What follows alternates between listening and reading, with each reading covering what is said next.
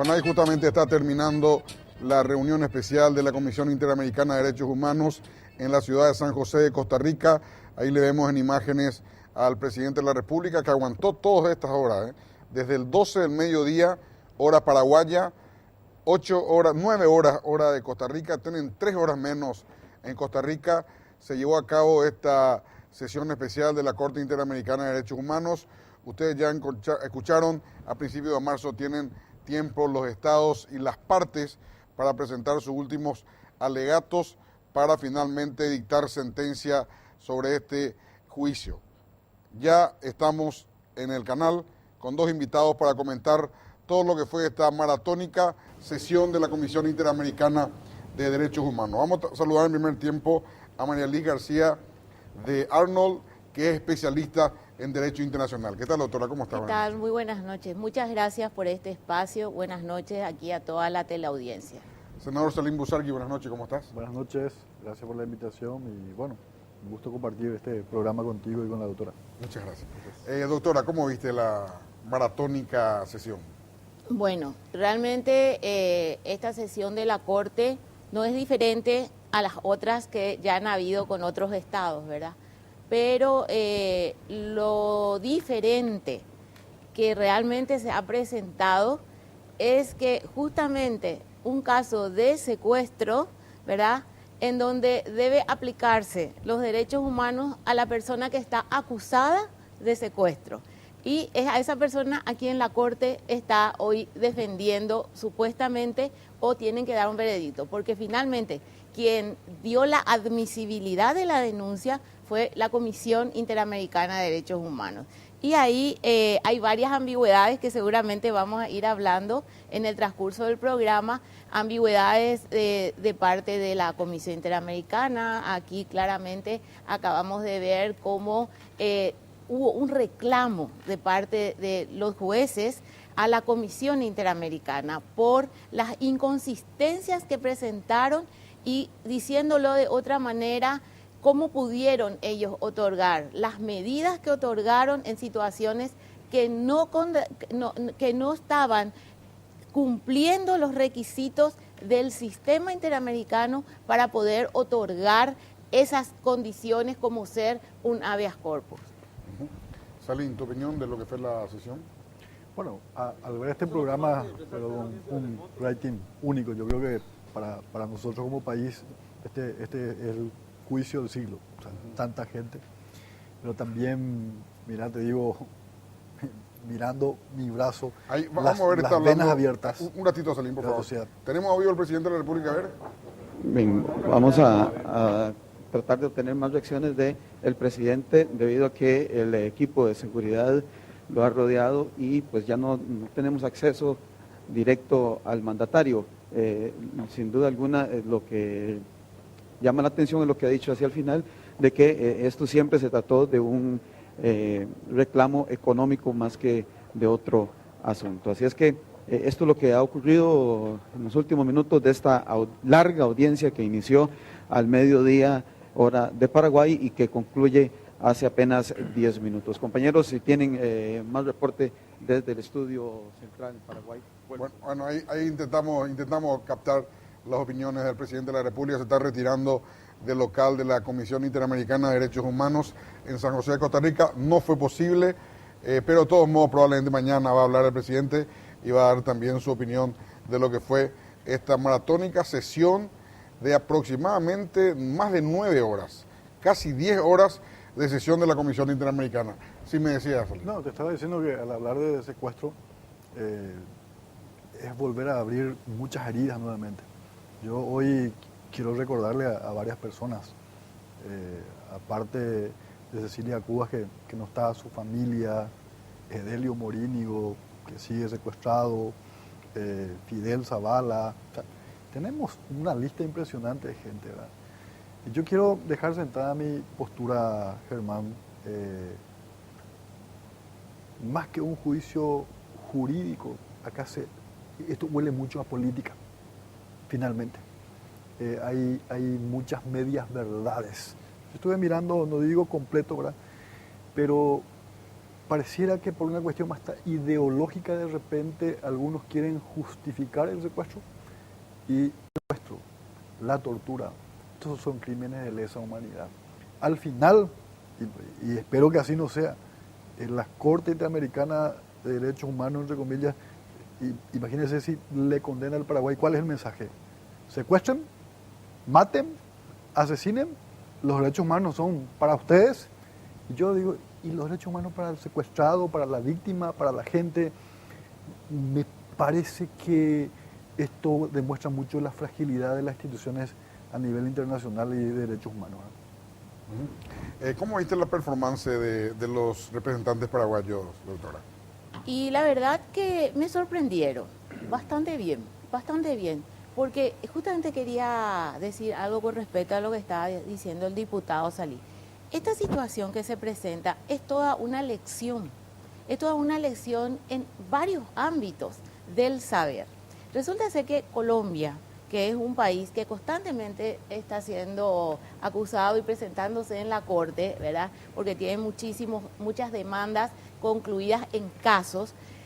Ellos tienen un presupuesto de $2 millones anuales para preparar a sus jóvenes abogados litigantes, que son los que defienden al Estado colombiano justamente en la Corte Interamericana de Derechos Humanos. Nosotros no.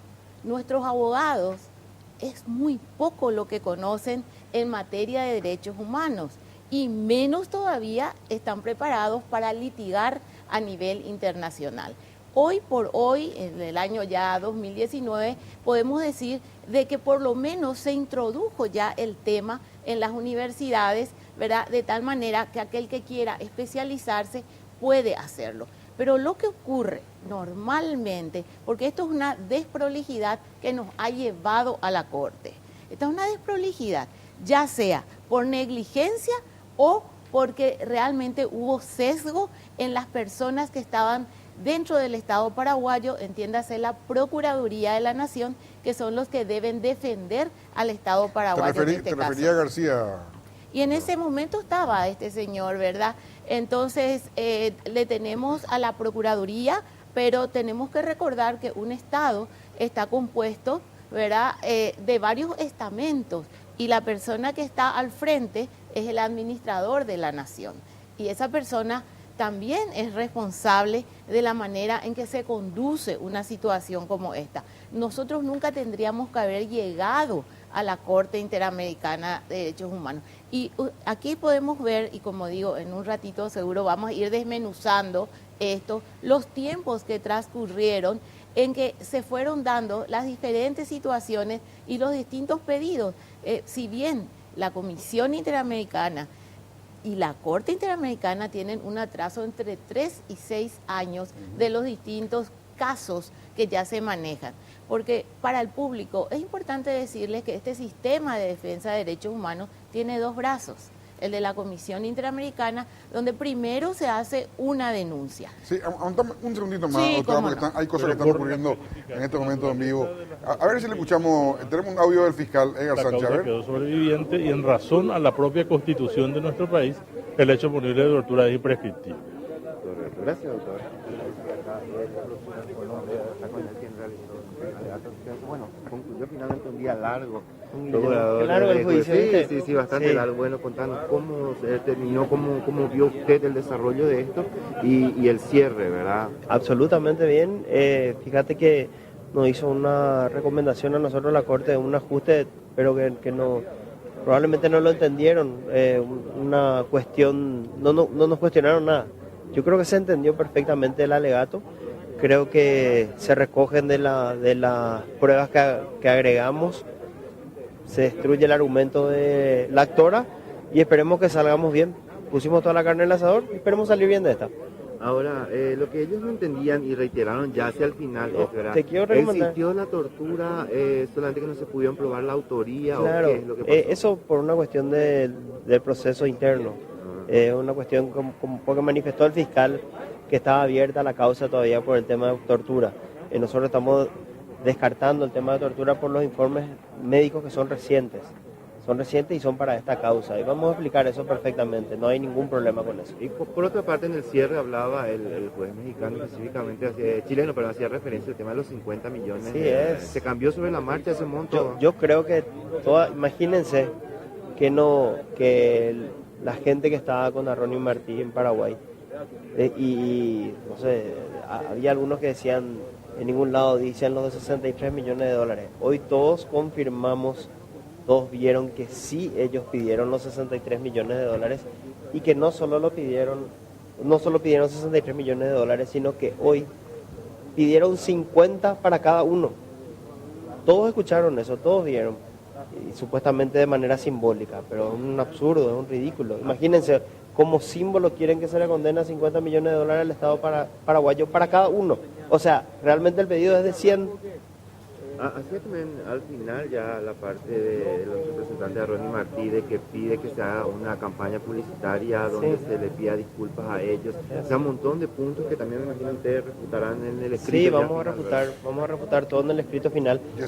Teníamos media hora nomás hoy y bueno, metimos todo lo que estaba al alcance para explicar mejor la situación. Ahora, con esto podríamos decir que el caso Paraguay podría sumarse a los casos que eventualmente la Corte favorezca a los estados, así como se dio hoy. Las expectativas son positivas en ese punto. Yo tengo expectativas positivas, muy positivas. Espero que sea así, espero que la Corte haya entendido el mensaje, no el mensaje, sino los alegatos. Todas las pruebas están en el expediente y espero que obtengamos espero ser el número 3 la lista. Gracias. Bueno, así hablaba el Sergio Cosia, el Procurador General de la República. Y bueno, perdón, doctora, te interrumpí, discúlpame. No, yo estaba explicando, ¿verdad?, para la audiencia de que este sistema interamericano de defensa de derechos humanos tiene dos brazos. El de la Comisión Interamericana, que es donde se presenta la denuncia que fuere, y ellos ven, de acuerdo a un tiempo prudencial que está totalmente ya marcado, ¿verdad?, si es que admiten o no esa denuncia. Si la admiten, entonces la convierten en caso. Y ahí comienza esto que yo le llamo el carteo, porque comunican al Estado, cartas van, cartas vienen, pruebas van, pruebas vienen, y si no se llega a un arreglo amistoso, ahí recién se pasa a la Corte. Por eso es que hoy estuve diciendo que nosotros no tendríamos que haber llegado nunca a esa instancia. ¿Y es inapelable la Corte, doctora? La Corte es inapelable, ¿verdad? O sea, nosotros perdemos ahí y estamos... No, nosotros perdemos y nos tenemos que centrar en digamos que en las sanciones que nos van a imponer, ¿verdad? En este caso, como estuve diciendo hace un momento, hay varias ambigüedades y el primer gran error es del Estado paraguayo de haber permitido que este caso llegue a la Corte. Evidentemente no se hicieron los trabajos correspondientes en materia del sistema interamericano para defender al Estado paraguayo.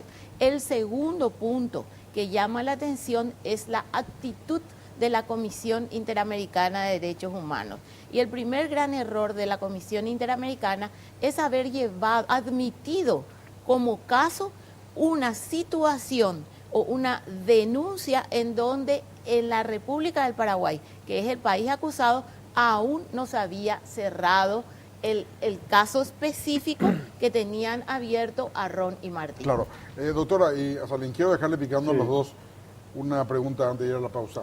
Sí. ¿Habrán escuchado ustedes cuando dijo, no sé si fue Cosia el que dijo, que Paraguay no niega las lesiones, niega la tortura?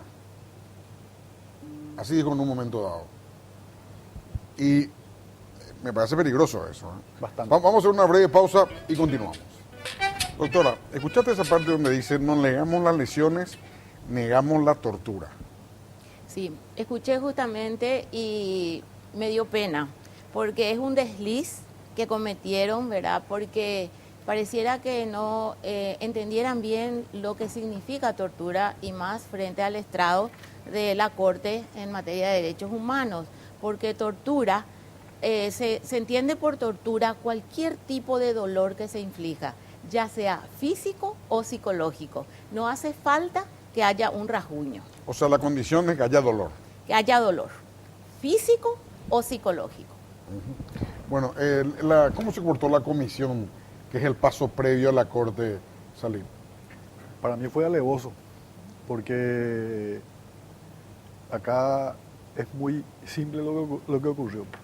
Esta gente en todo momento decía, bueno, no confiamos en la justicia paraguaya, vamos a la Comisión Interamericana de Derechos Humanos y sin que se agoten las instancias administrativas, ellos dan pie a la denuncia. O sea, acá ellos tenían varios resortes legales todavía y lejos de someterse a la justicia, vulgarmente como lo decimos, rajaron, ¿verdad? Y también se nota mucho la protección política de esta gente. Al final, los que probablemente, yo como abogado digo, presumiblemente secuestraron porque es un juicio que no está finiquitado y ellos no están sometidos hasta hoy a la justicia, ellos ahora son secuestrados y son víctimas, ¿verdad? Por eso yo digo que esto es alevoso lo que hizo la comisión. Y bueno, y esperemos que la Corte trate de resolver inteligentemente, porque la verdad que está entre la espada y la pared. Por un lado, esto hace una cuestión de seguridad nacional, no solamente del secuestro, todo el Estado, el servicio de inteligencia, pero por otro lado tenés cuestiones de derechos humanos, debido proceso, pero yo creo que la comisión obró de muy mala fe. Salim, ¿y tus colegas del Frente Guazú, que generalmente defienden a esta gente, defienden este tipo de cosas? Lo mismo casi pasa con Venezuela, defienden a Venezuela, Venezuela no deja entrar la ayuda humanitaria internacional. ¿Qué opinión tenés con la gente del Frente Guazú que como mínimo se calla? Bueno, yo no quiero generalizar porque hay un frente también y creo que hay matices. Algunos probablemente defienden lo de Arromi y Martí y otros probablemente hoy están en silencio. Pero también hay organizaciones, entre comillas, de derechos humanos en Paraguay que están calladitos. Lo que yo no acepto es que por una cuestión ideológica, sea de izquierda o de derecha, lo que vos quieras tratar de minimizar o justificar el secuestro o la tortura, lo que sea. No hay justificativo. Y ya que mencionaste, por ejemplo, lo de Maduro, así como yo no acepto que digan que hemos vivido 35 años de dictadura, claro, hubo dictadura, pero cuando se trata de Maduro por una cuestión ideológica, decir, no, ahí no hay. Claro, el dictador es dictador. Y tanto los de extrema izquierda como los de extrema derecha, al final se terminan pareciendo muchísimo, ¿verdad? Y generalmente son gobiernos populistas, autoritarios, lastimosamente con precedentes históricos vemos tortura. Entonces, a mí medio que no me cierra eso. Doctora, escuchamos cuando el juez chileno le dice a los que estaban pidiendo, a las víctimas, a los abogados de Arroni y de Martí, que dicen que están pidiendo un resarcimiento moral, sin embargo piden 50 millones de dólares. Sí, casi como burlándose, como diciendo, 50 millones de dólares no tienen nada que ver con la moralidad. Y mientras que el propio Arrón decía que era algo simbólico, ¿verdad? Y justamente ya viendo todo lo que iba aconteciendo, doblaron lo que estaban pidiendo al Estado paraguayo y ya pedían 100 millones finalmente. Ahora pide 50 cada uno. 50 cada uno, o sea que ahí realmente hubo también una situación en donde claramente se nota que el interés es única y exclusivamente material. Pero desde luego que no podemos dejar de tener en cuenta los antecedentes. La historia por algo existe, ¿verdad? Y tenemos que recordarla para poder utilizar lo positivo y dejar de lado lo negativo. Pero si en el año 1990 Alcides Oviedo es echado o sancionado del lugar donde él estaba, porque era seminarista, ya porque causaba disturbios, él viene a Paraguay. En el año 91 él se encuentra con Arroni Martí y ahí se unen. En ese entonces Patria Libre era un movimiento aún. Realmente en el año 2002 recién se convierte en una corriente política. ¿Y qué es lo primero que ellos tenían que hacer? Tenían que recaudar fondos para poder sostener todo esa organización que habían hecho. Esto no lo digo yo, esto las pruebas están en la computadora que habían encontrado, en donde los archivos fueron presentados, ¿verdad? Y de donde se sacaron todos los archivos. Y ahí clarito dice que lo primero que tenían que hacer era recaudar fondos. ¿Y cómo iban a recaudar? Y pues asaltando un banco. ¿Y cómo iban a asaltar el banco? Y lo hicieron, Banco Nacional de Fomento. En Choré, ¿verdad? Entonces, claro, El tema de ellos siempre es recaudar fondos para seguir adelante con su ideología, que es una ideología marxista, comunista, llevada al extremo, en donde ellos causan violencia, daño y terror. Ahí justamente tenemos un material donde Arrón decía que es una cuestión de dinero, de monto. A ver, ¿tenemos ese material? Yo reclamo personalmente, y el señor Martí lo hará en los alegatos escritos finales, una reparación por daños inmateriales, por daños morales y psicológicos irreversibles sufridos en estos últimos 16 años, una cifra de 50 millones de dólares, que reitero, es una cifra simbólica que tan solo quiere expresar la gravedad de los daños sufridos. Y en ese sentido, no se corresponde con ciertos criterios o opiniones que se han vertido públicamente y que en general valoraciones estrictamente monetarias pretenden descalificar a los derechos humanos, a las organizaciones y defensores de derechos humanos. Entonces, ese es mi testimonio final que quiero dejar a esta excelentísima Corte Interamericana de Derechos Humanos. Yo no quería estar en este final, en esta audiencia. Hubiera querido que todo se resuelva dentro del sistema judicial paraguayo. Hubiera querido que mi país sea un país donde rija el Estado de Derecho. Lamentablemente no ha sido posible y hemos llegado a esta instancia. Entonces, una vez más, dejo muy claro. Bueno, le voy a pedir allá al control central si me pueden editar la parte, solo la parte donde dice yo pido 50 millones de dólares. Y es por daño moral. O sea, daño moral es igual a 50 millones de dólares. Esa parte quiero que edite porque esa es la médula de lo que finalmente pasó hoy, es la médula porque es lo que le va a costar y le va a doler al Estado paraguayo, a nuestro país, 50 millones de dólares. Que si dividimos la cantidad de habitantes, vamos a tener que contribuir mucha plata cada uno, o no mucha plata, pero algo cada uno, para que se le pueda pagar 100 millones de dólares. 100. Arrón pidió 50 100. y Martí pidió 50. No eran 63 como eran en un principio, ahora son 100 millones de dólares. Salim, entonces, en el Frente de Iguazú no hay gente que apoya a Ronnie Martí. No, yo te estaba diciendo más que habían, por lo menos por lo que yo escuché, habían matices, diferentes posturas. ¿Cuáles son los matices? No, y algunos probablemente abiertamente tratan de justificar esto y otros seguramente se llaman al silencio, ¿verdad? Pero yo más bien quiero decirte lo siguiente. Esto de los 50 millones de dólares es una tomadura de pelo. O sea, moralmente me puedo dar 50 millones de dólares, que realmente son 100 millones de dólares. No es una cuestión simbólica. O sea, si se le condena, se le va a condenar al Estado paraguayo, que somos todos, al pueblo paraguayo, finalmente, ¿verdad? Y claro que esto va a tener implicancias legales para el país a nivel internacional. El tema de los derechos humanos, y no es que quiera mezclar las cosas, el tema de los derechos humanos, temas ambientales, tienen que ver con muchas cuestiones a nivel internacional. O sea, no es que nosotros firmamos nomás acuerdos y tratados internacionales porque sí nomás. Claro que tiene implicancia, no es una cuestión simbólica. Doctora, justamente eso te quería. ¿Qué pasa si Paraguay no cumple? Creo que no tiene coercio, lo que se llaman en derecho coercio. No tienen forma de obligarnos a que cumplamos. Yo quiero también decir esto porque he escuchado tantas cosas y me parece un buen momento para aclarar algunas cuestiones. El sistema interamericano nace en el año 1969 y el 2 de febrero de 1971 Paraguay firma el Pacto de San José de Costa Rica. Y eso quería aclarar a la audiencia porque algunas personas dicen que ha firmado con reserva.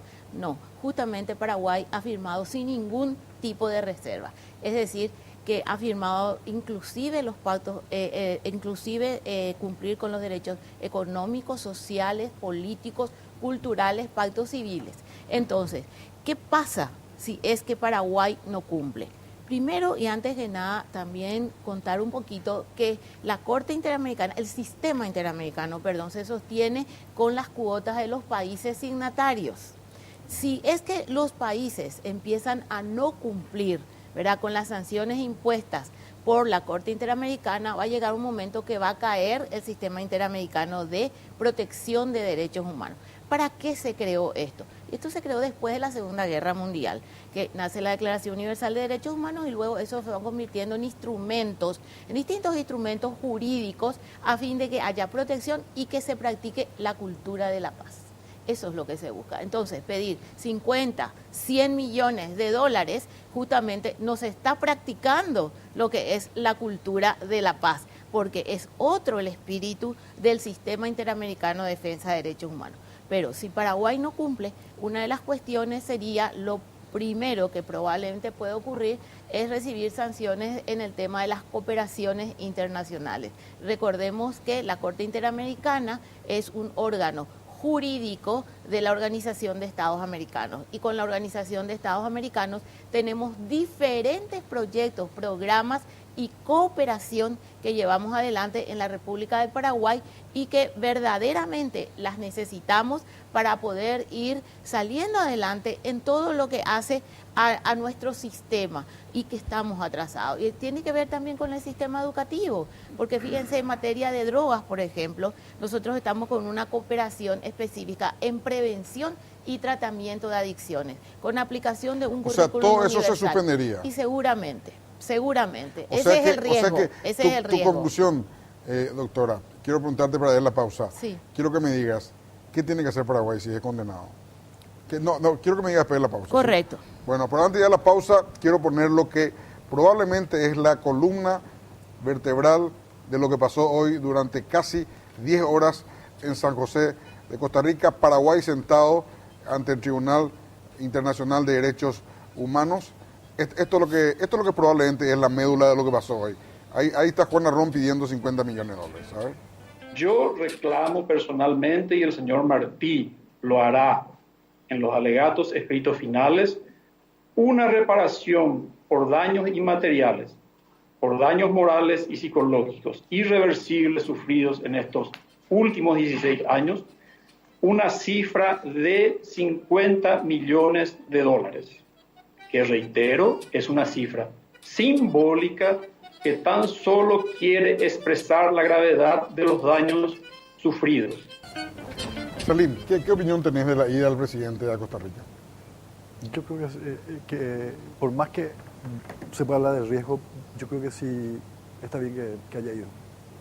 Claramente él se va para defender la soberanía del país, y por otro lado le dice con contundencia: no hay justificación para ningún tipo de secuestro. Claramente. O sea, vos estás de acuerdo con su ida. Sí, yo creo que hizo bien. Coste que son un opositor radical. Bueno, yo soy un opositor, pero como espíritu constructivo, o sea, lo que es bueno para el país. Yo creo que ahora tenemos que estar juntos como paraguayos. Independientemente del resultado, hizo bien el presidente. Sí, es muy fácil ir y subirte cuando todo está resuelto. Yo creo que hizo bien en ir a poner la cara en nombre del pueblo paraguayo y erradicar definitivamente el secuestro del Paraguay. Cuando se habla de secuestro, inclusive algunos creen que puede ser secuestrada una persona con dinero. No. O sea, de todos los colores, de todos los niveles. ¿Cuánto vale la vida de un compatriota ahí? Un celular muchas veces. O sea, entonces nos afecta a todos como sociedad, y estamos hablando de víctimas. Hay mucha gente humilde que fue muerta desde que se inició toda esta historia de secuestro, asesinatos. O sea, yo creo que en esto sí estamos totalmente de acuerdo. Doctora, ¿vos qué te parece la idea del presidente a Costa Rica? A mí me parece positiva desde el punto de vista tangible e intangible, porque la defensa nacional no tiene color, es compromiso de todos, y hemos podido observar que el presidente no tenía un lugar especial dentro de la sala. Público. Él formaba parte del público. Es decir, que el presidente estaba ahí. Por un lado, él es el representante de la República del Paraguay, el presidente de la República, el comandante en jefe, ¿verdad? Y él estaba defendiendo lo tangible, que es esa suma totalmente alocada que están pidiendo, pero por otro lado, él sí es un símbolo, un símbolo de la defensa humanitaria, que es lo que está diciendo el diputado Salín. Él se fue a ejercer ahí la cultura de la paz, se fue a decir no a la violencia en ninguna de sus formas.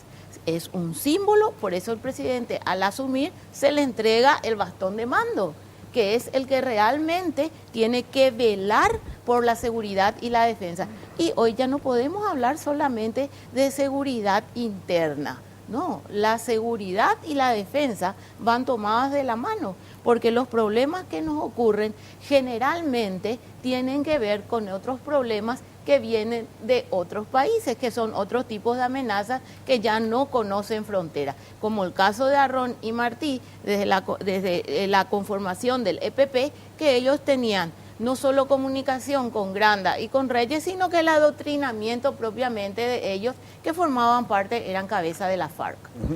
Bueno, yo le quiero volver a repetir y le quiero volver a mostrar 10 horas de sesión de la Corte Interamericana de Derechos Humanos en San José, Costa Rica. Se resume en estos 1 minuto de lo que decía Juan Arron cuando contaba cuánta plata le pedía al Estado paraguayo. A ver. Yo reclamo personalmente, y el señor Martí lo hará en los alegatos escritos finales, una reparación por daños inmateriales, por daños morales y psicológicos irreversibles sufridos en estos últimos 16 años, una cifra de $50 millones, que reitero, es una cifra simbólica que tan solo quiere expresar la gravedad de los daños sufridos. Bueno, estoy seguro que la sabiduría popular y el humor popular, las redes sociales ya han de estar llenos de memes de esta declaración de Juan Arron pidiendo simbólicamente $50 millones. Por eso te decía, simbólicamente me puede dar 50 ¿Usted no millones. está pensando en nada simbólico, Salín? Y por eso te estoy diciendo, simbólicamente, no son 50, $100 millones en total, no Claro. 50. No, pero él pedía 50 para él. 50 cada uno, ¿verdad? Y por eso te estaba diciendo, era una tomadura de pelo totalmente. Y claro que tiene implicancias reales para el país. Y vuelvo a resaltar, ojalá que la Corte Interamericana de Derechos Humanos obre con justicia y no con sesgos. Los derechos humanos no tienen que tener color, ideología, fronteras, discriminar absolutamente a nadie. Por eso creo que como actuó la comisión fue muy llamativo, muy llamativo. Doctora, acá la clave, digo, en este justamente el nombre del programa era la clave, en este juicio es cuando se demuestra la actuación o la participación de funcionarios del Estado en el secuestro y tortura.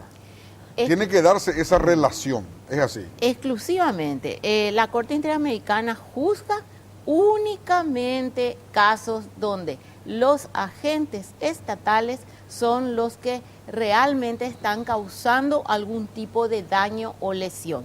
Únicamente los agentes estatales. Por eso es tan importante que los funcionarios públicos comprendan que son agentes del Estado paraguayo, porque muchísimas veces las desprolijidades pueden llevarnos a este tipo de situaciones.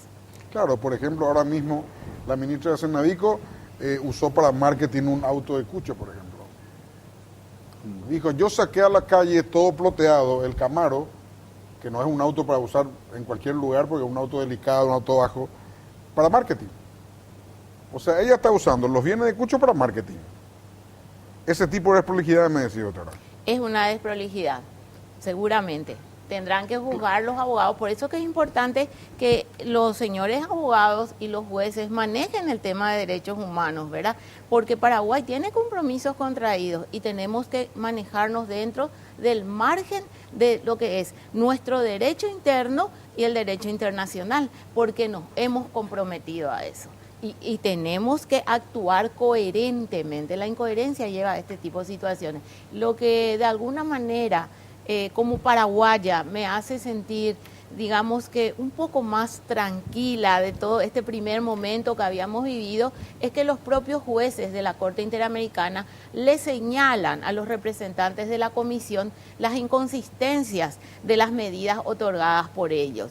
Entonces, eso sí o sí va a tener su repercusión en lo que va a ser el juzgamiento y el resultado de la sanción final que van a darle al Estado paraguayo. Ahora, doctora, ¿nosotros vamos a ser culpable o inocente o podemos ser culpable con menos monto?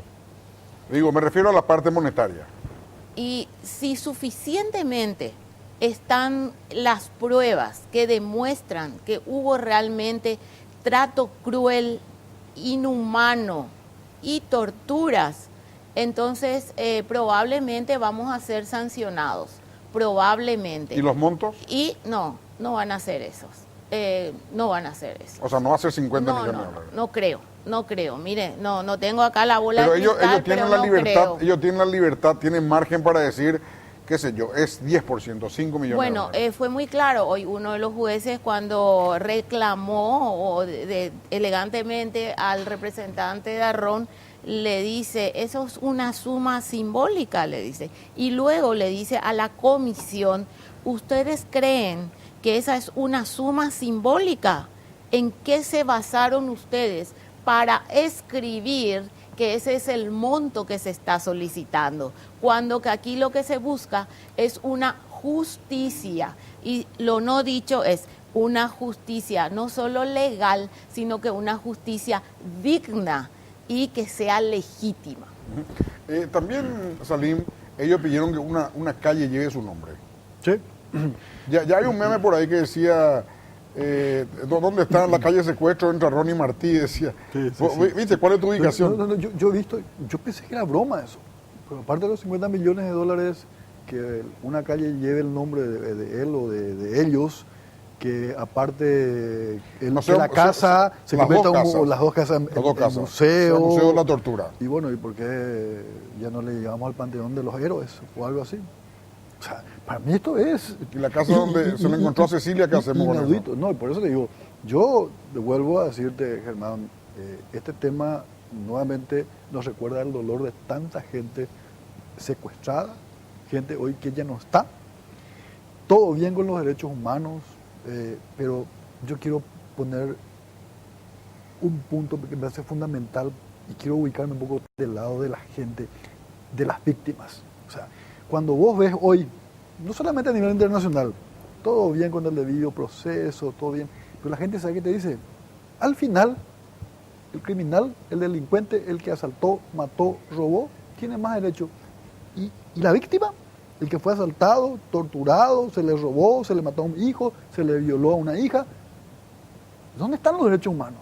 Me parece que hay mucha hipocresía también. La encuesta que vi en internet, vi varias, dice más o menos que 3%, entre 2 y 3% está a favor de que Arnulfo Martí y Juan Arrón cobre la plata y el resto está en contra. Totalmente, por supuesto.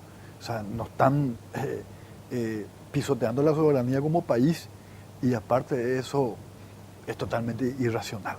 O sea, ellos lo que tienen que venir y someterse a la justicia como lo hace cualquier ciudadano paraguayo. Uno puede decir, desconfiar de nuestro sistema de justicia. Si vos me preguntás cómo obró la policía, yo tengo mi desconfianza, creo que muchas cosas pasaron, pero lo que no puedo decir es, no, yo desconozco esto y yo me voy a nivel internacional. Entonces todos nos vamos a ir a nivel internacional. Claro. Ahora, Salim, ¿cómo crees que va a salir el fallo? Yo creo que por un lado hubo complicidad, la doctora mencionó en su momento, creo que hubo cierta negligencia y se nota a leguas, y lo hago como autocrítica, creo que los que hoy estuvieron hicieron lo mejor posible, pero nos falta mucho ejercicio todavía en materia de derechos humanos. O sea, tenés que tener como política de Estado, no para un caso, el Estado tendrá muchos casos todavía. Por mencionar, hay cuestiones vinculadas a los indígenas, a muchas cuestiones, ¿verdad? Probablemente, ojalá que no, pero probablemente algo va a haber. No creo que algo, es probable. Va a salir en contra del fallo Bravos. No sé si en contra, pero algo va a haber. No sé si lo que ellos reclaman simbólicamente los 50 millones de dólares, no creo, pero creo que algo va a haber. En tu caso, doctora, ¿qué crees que va a ser el fallo? Y conociendo el sistema interamericano, habiendo yo trabajado en temas propios de derechos humanos en distintos momentos con diferentes personas, el punto de quiebre está en la Comisión Interamericana, algo que no es usual. Ellos tenían que haber esperado agotar que en el país se agoten las instancias judiciales para admitir y convertirlo en caso. Esa es la médula de esto, ¿verdad? Eso reclamó un juez. Claro, exactamente. O creo que 2 jueces reclamaron. Exactamente, el juez chileno, ¿verdad? Y otro juez que no sé de qué nacionalidad es. Entonces, haberles expuesto a los señores jueces a esta situación frente al mundo entero, ¿verdad? Con un sistema que es el que tiene que estar para precautelar los derechos humanos, por haber ellos cometido esa desprolijidad, bueno, entonces ahí es donde ellos van a tener que encontrar el punto medio. Ahora, hay una estadística, aproximadamente, no recuerdo bien si son 274 o 294 casos, donde únicamente 2 casos fueron a favor del Estado, ¿verdad? Entonces, lo más probable es que haya una sanción. O sea, tenemos 280 a 2 para perder. Sí, lo más probable es que haya una sanción, pero no hay que ver esto como perdimos. No, yo creo que esto hay que verla un poco como una lección aprendida. Una lección aprendida en donde se elijan a las mejores personas que no estén involucradas en nada, en el sentido de que no tomen posición por un partido político, ¿verdad? Tanto para defensores de derechos humanos como para procurador de la República, como representantes en relaciones exteriores, ¿verdad? Gente que está con el mundo internacional y donde nosotros podemos llegar y litigar a raíz de eso y ser sancionados de esta manera, porque esto realmente es un crimen. Es un crimen haber llegado a esta situación teniendo también recursos humanos que podrían haber actuado de otra manera, ¿verdad?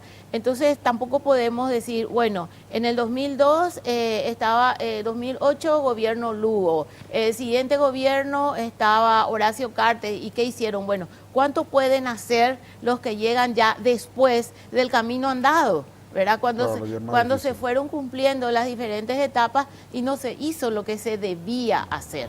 Doctora, muchas gracias. Gracias. Muchas gracias, Olivia. Gracias, cuando guste. Muchas gracias. Yo quiero pedirme de vuelta, mostrándole una vez más la médula, ahí el caracú de lo que fueron estas 10 horas de sesión en San José de Costa Rica. Con estos 1 minuto van a escuchar ustedes cuando Juan Narrón pide $50 millones solo para él. Yo reclamo personalmente, y el señor Martí lo hará en los alegatos escritos finales, una reparación por daños inmateriales, por daños morales y psicológicos irreversibles sufridos en estos últimos 16 años, una cifra de $50 millones, que reitero, es una cifra simbólica que tan solo quiere expresar la gravedad de los daños sufridos. Ahí está, cifra simbólica, $50 millones. Si Dios quiere, nos volvemos a encontrar en 8 días.